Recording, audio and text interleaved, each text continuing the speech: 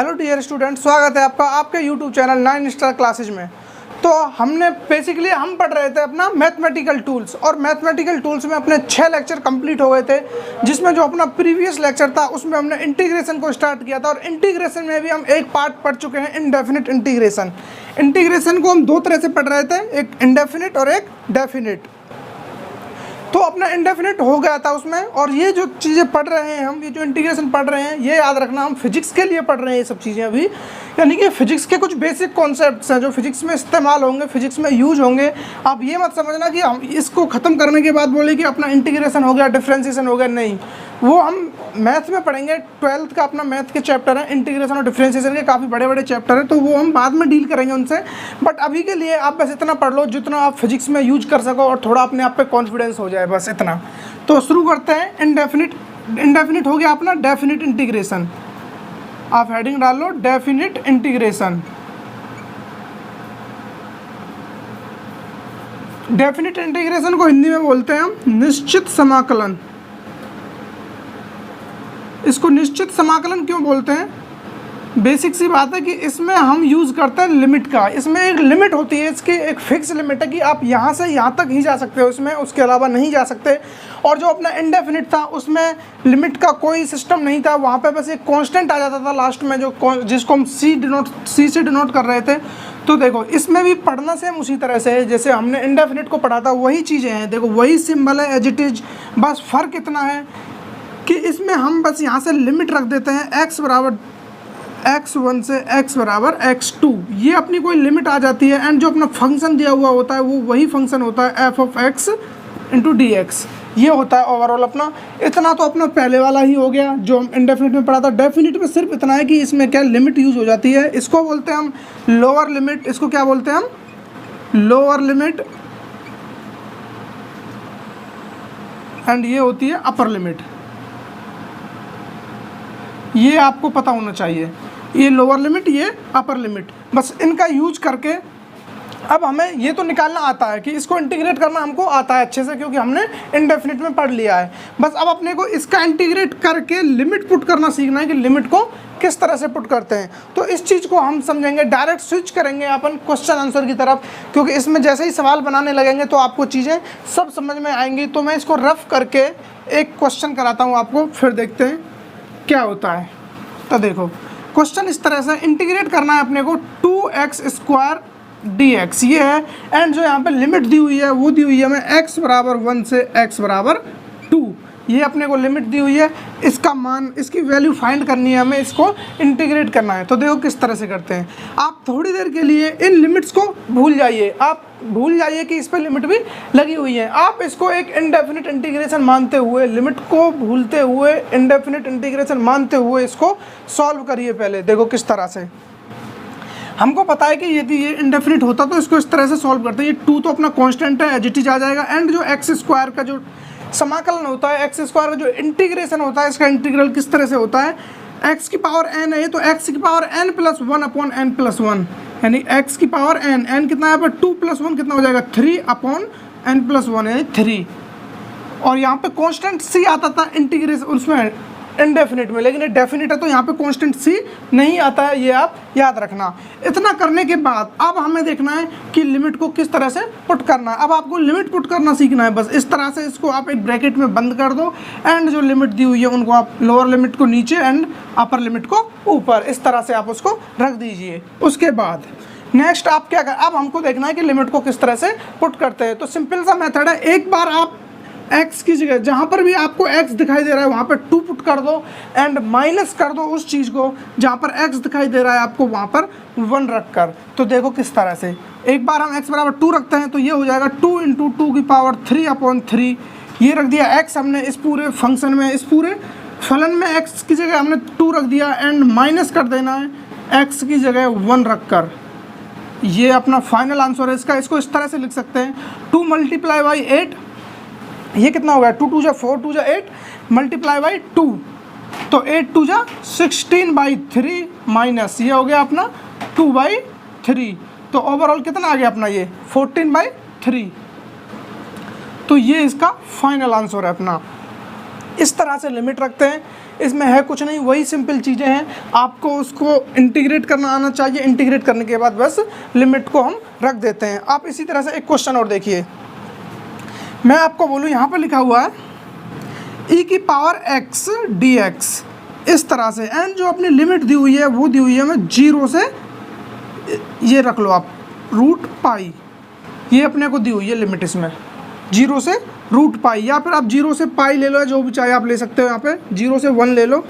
अभी मैं आपको थोड़ा सिंपल बता देता हूँ। 0 से 1 इसकी लिमिट है अपने पास, इसको इंटीग्रेट करना है। अब आपको पता है कि e की पावर x को इंटीग्रेट कैसे करते हैं, आपको बस इसका इंटीग्रल आना चाहिए। लिमिट को थोड़ी देर के लिए भूल जाइए।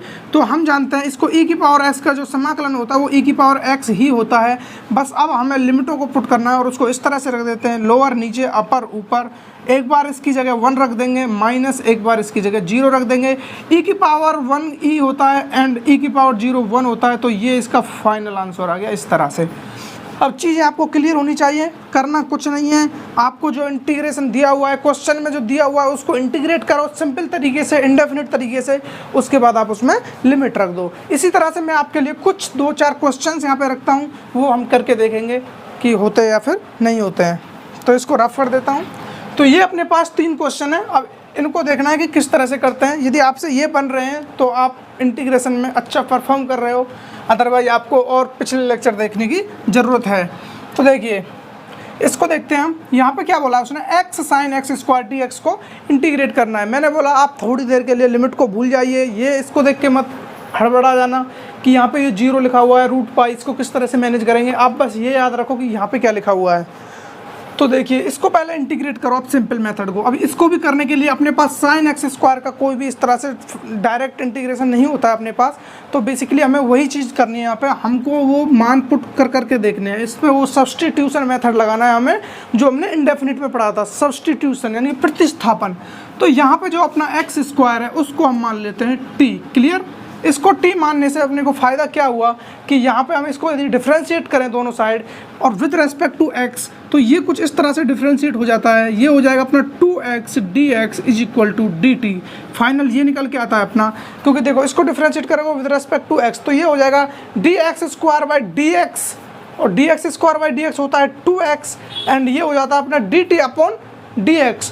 तो dt अपॉन dx होता है, तो वो dx में इसको इधर लेके आ गया, बस वो किया और उसके अलावा कुछ नहीं किया हमने। अब इसमें से हम मान निकाल लेते हैं, x dx निकालें तो ये आ जाता है अपना dt बाई 2। ये आप याद रख लो इसमें से, क्योंकि ये चीज़ हमें यहाँ पे लिखी दिख रही है x इंटू डी एक्स, यहाँ पे ये टर्म बन रही है। तो इसी का यूज करते हुए हम इसको आगे बढ़ाएंगे। तो आप इनको एज इट इज रख दीजिए अभी के लिए। ये लिमिट हमने वहीं पे पुट कर दी। x इंटू डी एक्स अपना हो गया dt by 2, and sine x square को क्या लिख सकते हैं अब हम, साइन एक्स स्क्वायर की जगह हम t लिख सकते हैं। तो ये हो गया sine t dt by 2। Clear. यहाँ पे इतना हार्ड कुछ भी नहीं है, जो मैंने एज इट इज ये वन यहाँ पे पुट कर दिया और उसके बाद अपनी कुछ इस तरह की इक्वेशन बनती है। अब dt बाई 2, यहाँ पे 1/2 हमें क्या दिख रहा है, ये अपना कांस्टेंट टर्म है 1/2। तो 1/2 को आप बाहर निकाल लो। 1/2 को बाहर निकालने के बाद अपना ये फाइनल बच जाता है sine T D T. Limit अपनी वही रख देनी है 0 से रूट पाई। अब ये एक साइन एक्स का इंटीग्रेशन हो गया, जो कि आपको आता है। साइन एक्स का इंटीग्रेशन होता है माइनस कॉस एक्स, तो माइनस कॉस एक्स इधर रखते हैं हम। तो माइनस कॉस एक्स की जगह क्या, फिलहाल के लिए यहाँ पर टी है, तो माइनस कॉस टी, एंड ये अपना ये 1/2 कॉमन अपना चल ही रहा है इधर, और इसकी लिमिट रख देते हैं 0 से root pi. Clear. I think आपको इतना समझ में आ रहा है जितना मैंने आपको अभी बताया है। तो देखिए अब क्या करना है हमें, इन लिमिट को रखने से पहले अब हम देखते हैं कि t हमने कहाँ से स्टार्ट किया था, t हमारे पास आया कहाँ से, उधर वापस चलते हैं हम। तो t अपना एक्स स्क्वायर की वैल्यू है, तो इसको वापस पुट कर देते हैं हम, क्योंकि हम t के टर्म में आंसर नहीं निकाल सकते, क्योंकि हमने खुद से माना है। तो cos t की जगह एक्स स्क्वायर रख देते हैं, एंड जो ये वैल्यू इनको एज इट इज रख देते हैं रूट पाई। अब हम इस जो लिमिट है अपनी उनका यूज कर सकते हैं, और किस तरह से करेंगे आप देख लीजिए। आप यहाँ पे 1/2 एज इट इज माइनस, ये पहले रखेंगे अपर लिमिट, तो माइनस कॉस एक्स, एक्स की जगह क्या रखना है, रूट पाई। तो x की जगह आप रूट पाई रखोगे, तो रूट पाई का आप होल स्क्वायर करोगे, तो ओवरऑल क्या बचेगा, पाई बचेगा आपके पास। क्लियर।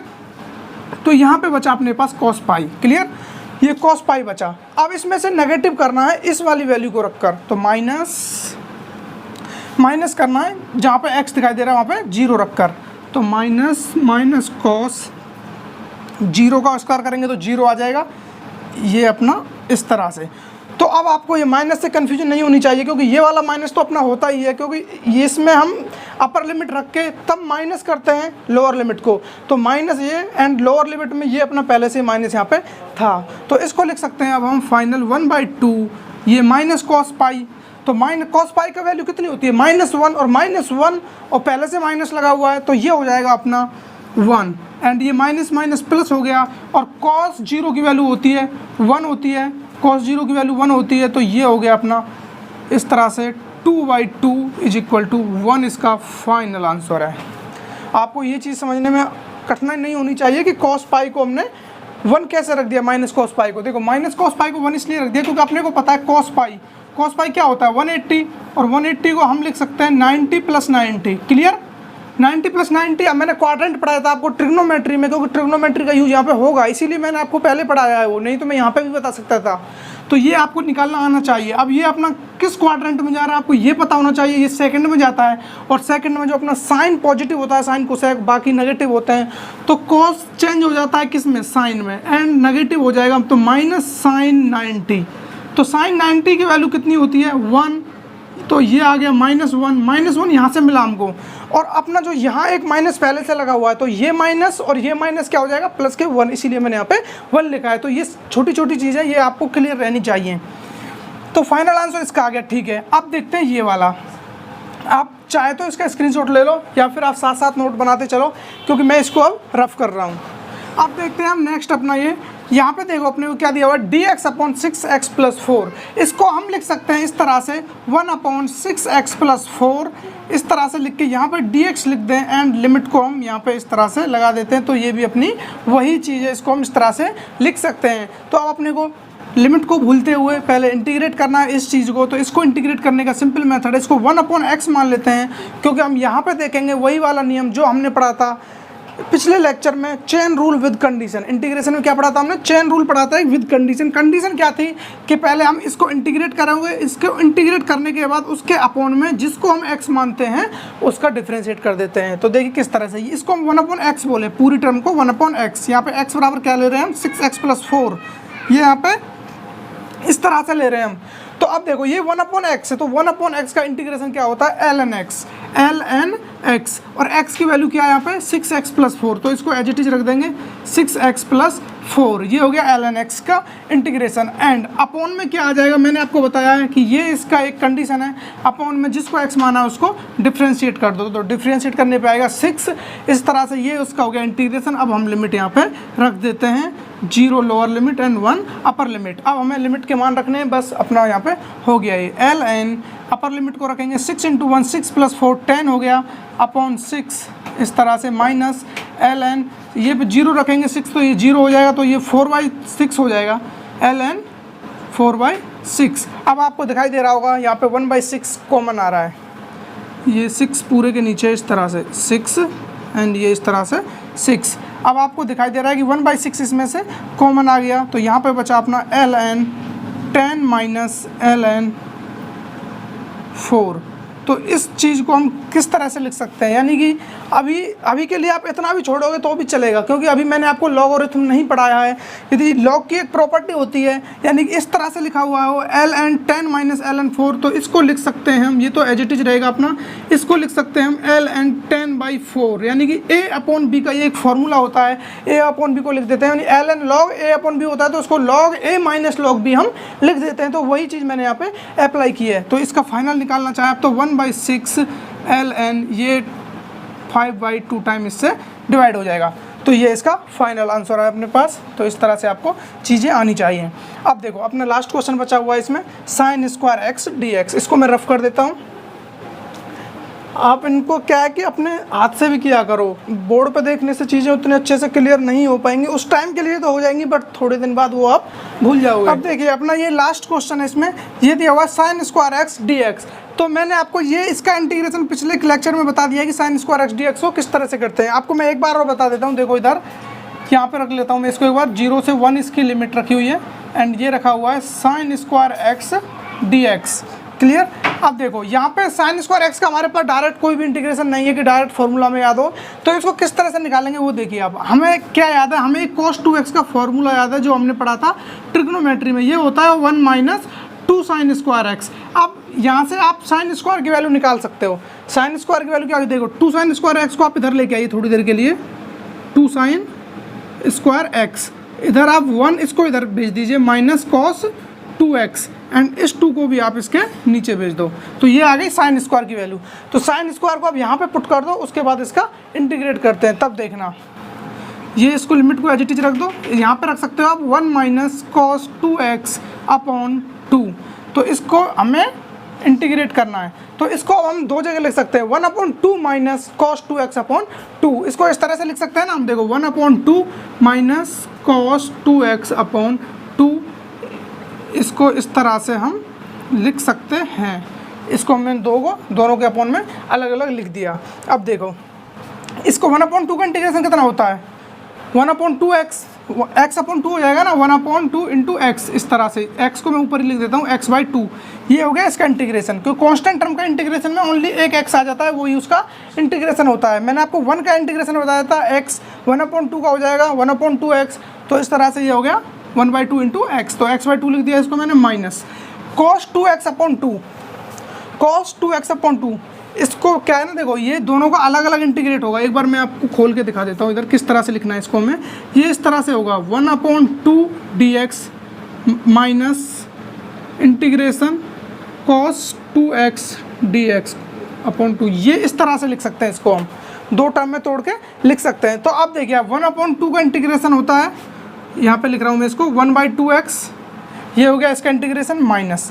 अब इसको देखें cos 2x अपॉन 2, इसमें भी 1/2 कांस्टेंट है, उसको आप बाहर निकाल लाइए 1/2 को, 1/2 कांस्टेंट बाहर आ गया, एंड cos 2x का यानी कि cos 2x को 2x को थोड़ी देर के लिए आप x मानिए।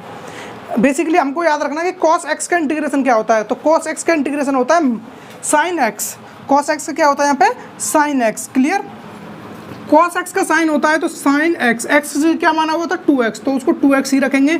और मैंने आपको एक चीज़ बताई थी, जब हम ऐसे किसी को x मान के इंटीग्रेशन करते हैं तो जिसको x मानते हैं उसका अपॉन में डिफ्रेंशिएशन होता है अपॉन 2, तो ये इसका हो गया फाइनल इस तरह से। अब हम यहाँ पे लिमिट पुट कर देंगे अपनी 1 एंड 0, ये यहाँ पे भी रखी हुई है, मैं लिखना भूल गया उनको, इस तरह से इस सब की अलग अलग लिमिट लग जाएगी, 0 से 1 और 0 से 1, ये अलग अलग लिख सकते हैं उसको तोड़ के हम। अब देखो यहाँ पे तो फाइनल अपना ये आया बन के, तो इसको आप x, इसको क्या लिख सकते हैं हम x/2 माइनस, ये हो गया sin 2x upon 4, sin 2x upon 4, and इसमें आप लिमिट पुट कर दो 0 से 1, क्लियर।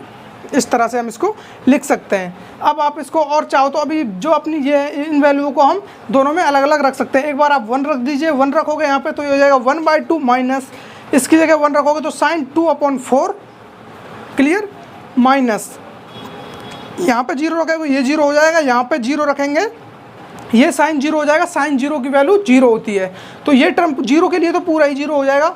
जो अपना वैल्यू आएगी वो केवल और केवल 1 के लिए आएगी, तो वो आएगा अपना 1/2 माइनस sin 2x, यानी कि sin 2x से 1 रखेंगे तो 2 ही रह जाएगा वो अपॉन 4 माइनस 0 हो जाएगा वो, ये इसका फाइनल आंसर है इस तरह से। तो ये कुछ इंटीग्रेशन थे इंडेफिनिट के, जिसमें अपनी लिमिट होती है, लिमिट को किस तरह से पुट करते हैं ये आपको आ गया। अब हम इसी चीज़ को पढ़ेंगे ग्राफ की मदद से। अब हम इन चीज़ों को जानेंगे ग्राफ में, कि ग्राफ में इन चीज़ों का क्या मतलब होता है, रियल लाइफ में इनका क्या यूज होता है, उस बारे में हम जानेंगे। अब तो इस सब को मैं एक बार रफ कर देता हूँ। तो देखिए ये अपने पास एक ग्राफ दिया हुआ है, ये अपनी x डायरेक्शन है और ये अपनी y डायरेक्शन है, क्लियर। अब यहाँ पे एक ग्राफ है अपना इस तरह से कुछ, ये अपना एक ग्राफ दिया हुआ है, एंड यहाँ पे जो अपनी ये वैल्यू है इसको हम बोल रहे हैं x1, यहाँ तक ले लेते हैं इसको, ये जो अपनी वैल्यू है इसको बोल रहे हैं हम x2, क्लियर। अब वो हमसे बोले कि आप इस जो ये एरिया है x1 से x2 तक जितना भी एरिया आ रहा है, आप इसका हमको क्षेत्रफल बताओ, इसका एरिया बताओ कि ये एरिया कितना है, ये इस एरिया का पूछा हो हमसे, तो उसके लिए हम क्या करेंगे। तो आपको ऐसा तो कोई फॉर्मूला आता नहीं है कि आप बोलें कि यार हमारे जैसे ये होता है अपने पास, ये एक रेक्टेंगल होता है तो इसमें बता देते हैं हम कि लेंथ इंटू विड्थ इसकी करके हम उसका एरिया निकाल लेते हैं, एंड स्क्वायर होता है तो उसका स्क्वायर करके हम निकाल लेते हैं, तो उस तरह की चीज़ें हम निकाल लेते हैं। इस तरह से ट्रायंगल के लिए भी निकाल लेते हैं, रेक्टेंगल के लिए, सब के लिए हम निकाल लेते हैं। बट जब इस तरह की सिचुएशन आ जाए, आपको ऐसे ऐसे कुछ दे दिया कि आप इसका हमें एरिया बताइए कि इसका एरिया कितना है, तो इन चीज़ों को निकालने के लिए मदद करता है हमारी कौन, इंटीग्रेशन। क्योंकि इंटीग्रेशन का मतलब क्या होता है ये मैं आपको बता दूं। इंटीग्रेशन का मतलब होता है कि छोटे छोटे टुकड़ों को जोड़ के एक बड़ा पार्ट बनाना, छोटे छोटे टुकड़ों को जोड़ करके एक बड़ा पार्ट बनाना। तो वही चीज़ हम यहाँ पे करेंगे। देखो यहाँ से हम कोई x डिस्टेंस चल के, कोई x दूरी तय करके एक यहाँ से हम स्ट्रिप काट लेते हैं, यहाँ से इस तरह से, और इतनी पतली स्ट्रिप है वो बिल्कुल उसकी जो विड्थ है, उसकी जो मोटाई है वो है स्मॉल dx। इस तरह से x डिस्टेंस पे हमने ये यहाँ से काट लिया। अब इसका हमें पता है ये dx है। अब इसी तरह से हम ये x डिस्टेंस पे काट लिया हमने, तो जो यहाँ से यहाँ तक की लेंथ हो गई वो कितनी हो गई, यहाँ से यहाँ तक की लेंथ देखें हम तो ये हो गई x प्लस dx, क्योंकि dx और ऐड हो गई इसमें। क्लियर। इसी तरह से हम इसके पास में एक और स्ट्रिप काट लेते हैं, इसको मैं ब्लैक से बना देता हूँ। ये काट लिया हमने, ये इस तरह से, इसकी भी लेंथ मोटाई कितनी है dx, एंड ये काट ली, इसकी भी विड्थ कितनी है dx। इसी तरह से फिर से हम एक और काट लेते हैं। ऐसे छोटे छोटे स्ट्रिप काट के हम इस पूरे को कवर कर दें दोनों साइड से, और उन सब को, यानी कि हमको dx का निकालना आता है इंटीग्रेशन, dx को इंटीग्रेट करना हमको पता है। ऐसे dx dx dx dx करके सबको तोड़ दें टुकड़ों में, तो और फिर उसको सबको हम इंटीग्रेट कर दें एक साथ, तो उसका ओवरऑल वो एरिया निकल के आ जाता है। अब देखो उसको किस तरह से रिप्रेजेंट करते हैं। ये जो अपना साइन होता है इंटीग्रेशन का, ये बताता है हमें एडिशन। ये क्या कहता है, एडिशन। ये एडिशन करने को बोलता है। एंड यहाँ पे अपनी लिमिट रखी हुई होती है x बराबर x1 से x बराबर x2। ये अपनी लिमिट हो गई कि किसी भी वैल्यू को हमें कहाँ से कहाँ तक पुट करना है। जैसे x1 से x2 तक जाना है हमें, तो अपर लिमिट x2 हो गई, लोअर लिमिट x1 हो गई। क्लियर। एंड यहाँ पे जो अपना लिखा रहता है y बराबर एक्स स्क्वायर, ये जो अपना लिखा है y बराबर एक्स स्क्वायर, जो भी अपनी दी हुई है इक्वेशन यहाँ पे हमें वो इक्वेशन दे देगा y बराबर एक्स स्क्वायर। तो y को y लिख देते हैं हम, या फिर f ऑफ x लिख दो y dx। इस तरह से हमें कुछ दिया हुआ है, f ऑफ x dx बोलो या फिर आप y dx बोलो, इसको चाहे जो बोल सकते हैं, आपकी इच्छा है। y ये भी एक फंक्शन है और f ऑफ x भी फंक्शन होता है।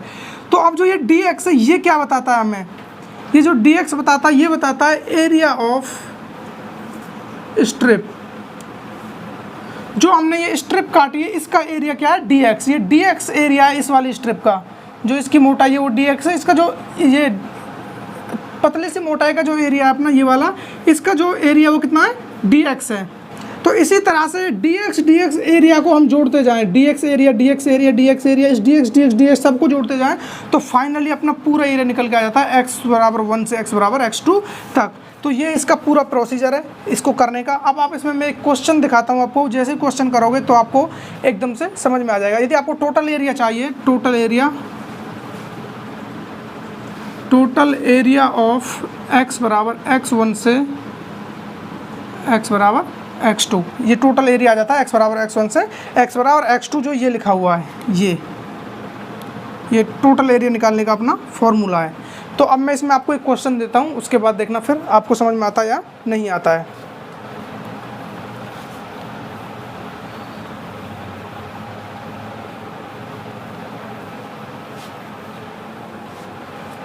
इधर देखो, ये अपने को एक ग्राफ दिया हुआ है। ये जो अपनी इक्वेशन है ये है y बराबर 2x स्क्वायर। ये जो अपना ग्राफ है वो किसका ग्राफ है, y बराबर 2x स्क्वायर। ये यहाँ 0 से स्टार्ट हो रहा है इस तरह से, y बराबर 2x स्क्वायर। अब हमें एरिया बताना है यहाँ से x बराबर 0 से, यहाँ पे 0 है अपना, ये ओरिजिन है इसका।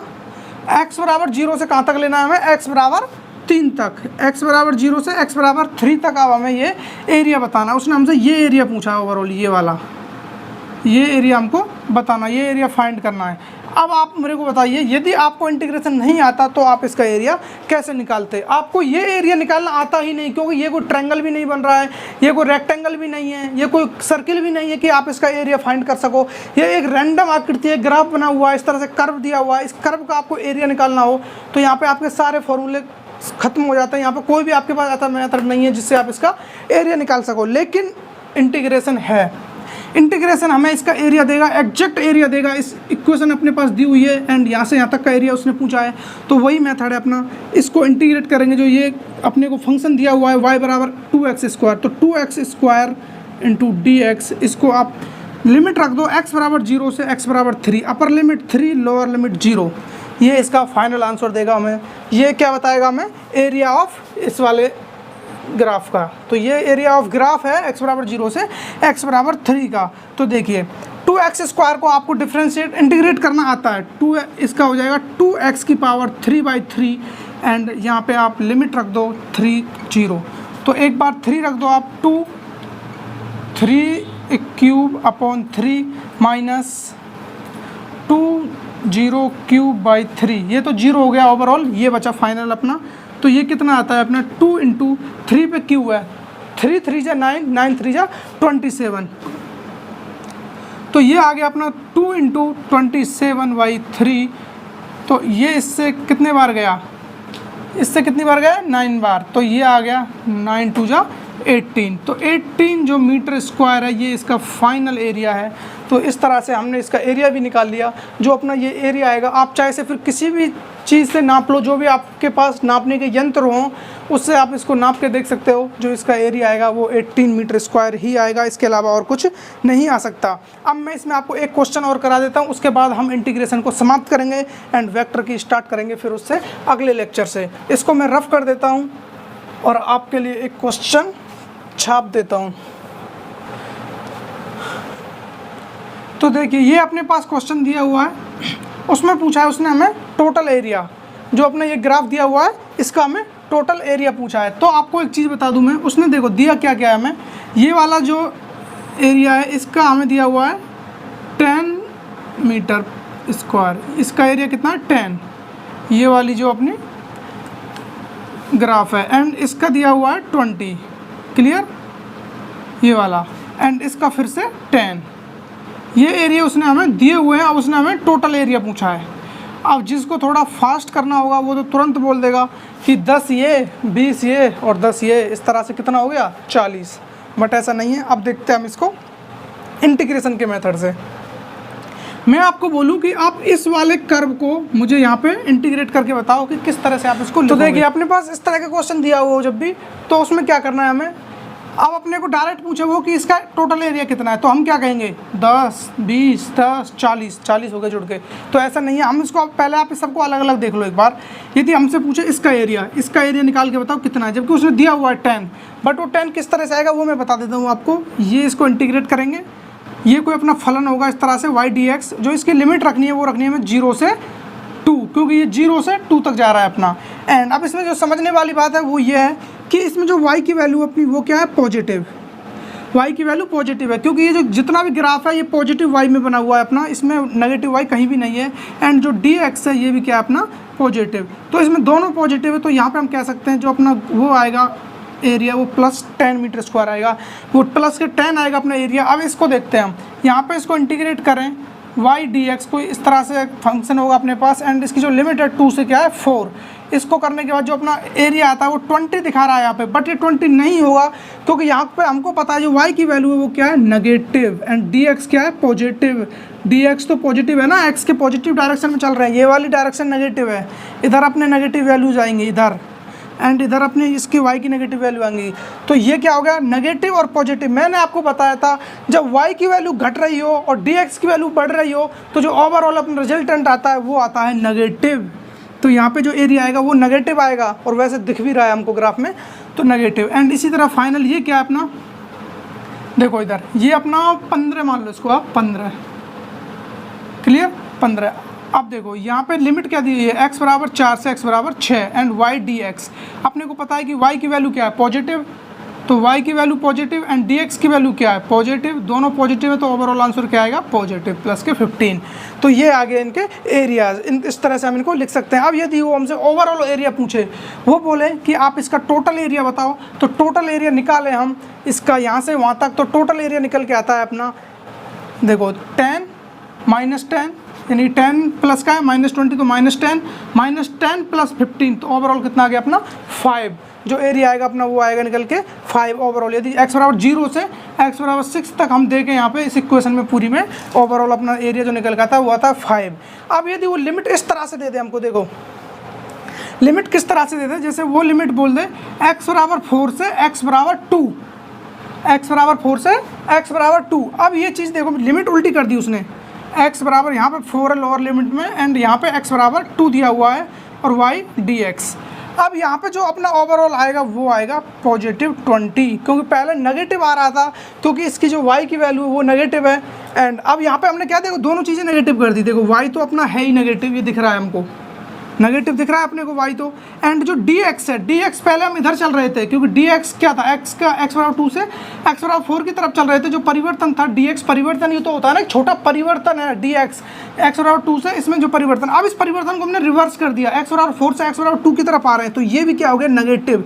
जब ये दोनों नेगेटिव हो जाते हैं तब भी अपना जो रिजल्टेंट आता है वो आता है पॉजिटिव। अब ये चीज़ आपको समझ में आ गई होगी। आई थिंक इस जो भी इसमें कंक्लूजन थी हमने सब कंप्लीट कर लिए। अब यदि आप देखो, क्या आप देखें यहाँ से x बराबर 6 से x बराबर 2 तक हमको देखना है, x बराबर 6 से x बराबर 2 तक इंटीग्रेट करना है। कोई फंक्शन है अपना ये वाला फंक्शन पूरा, y बराबर ये y है dx, x यहाँ पे 6 है अपना और यहाँ पे क्या अपना फाइनली 2, इस तरह से रख दिया। अब देखते हैं क्या आंसर आता है अपना। तो अब हमको पता है कि इसको हमने निकाला था, यहाँ से यहाँ तक गए थे तब कितना आया था अपना, यहाँ से यहाँ तक जाने पे 15 आ रहा था। किसका आ रहा था 15 पॉजिटिव। अब यदि हम इस चीज़ को इधर से इधर कर दें तो ये हो जाएगा -15 एंड इसमें जब हम इधर से इधर चल रहे थे तो -20 आ रहा था। अब इसको भी हम इधर से इधर आए तो ये हो जाएगा +20, तो +20 में से -15 जाएगा तो बचेगा अपना +5। अब ये चीज़ आपको समझ में आ गई होगी। देखो मैंने यहाँ पे क्या दोनों को उल्टा कर दिया, ये हमने इसको उल्टा लिखने से क्या फ़र्क पड़ा, जो लिमिट है उनको उल्टा करने से ये वाली चीज़ भी उल्टा हो गई और ये वाली चीज़ भी उल्टा हो गई, दोनों की जो वैल्यू थी वो अपोजिट हो गई। तो इस तरह से इसका फाइनल आंसर है। तो बस इतना ही था अपना इंटीग्रेशन में, 12th की फिजिक्स में इतना ही पढ़ाया जाता है। इसमें ही अपना जो काम है वो हो जाएगा। आप इतना ही याद रखोगे तो भी काफ़ी ज़्यादा मदद मिलेगी फिजिक्स को सॉल्व करने में। बाकी तो इन डेप्थ मैथ में पढ़ेंगे 12th में, इंटीग्रेशन पूरा चलेगा, डिफरेंशिएशन इंटीग्रेशन, उसकी चिंता आप अभी ना करें, जैसे ही समय आएगा तो पढ़ेंगे। जो बताने वाली बात वो ये है कि अपना जो नेक्स्ट क्लास है उसमें अपना वेक्टर स्टार्ट हो जाएगा। आई एम वेरी हैप्पी क्योंकि हम वेक्टर स्टार्ट करने जा रहे हैं। अब तक हो जाना चाहिए था क्योंकि हम इंटीग्रेशन को भूल गए थे, 2 लेक्चर इसके लेने पड़ गए, तो कोई बात नहीं, कल से स्टार्ट हो जाएगा वेक्टर। आप ये अच्छे से प्रिपेयर करके रखना और वेक्टर की शुरुआत करेंगे। मैं उम्मीद करता हूँ मैंने जितनी भी चीज़ें आपको पढ़ाई अब तक आपने काफ़ी अच्छे से एंजॉय किया होगा और काफ़ी अच्छे से समझ में भी आई होंगी। तो मिलते हैं नए लेक्चर में, तब तक के लिए अपना ख्याल रखना, दुआओं में याद रखना। Take care, bye bye.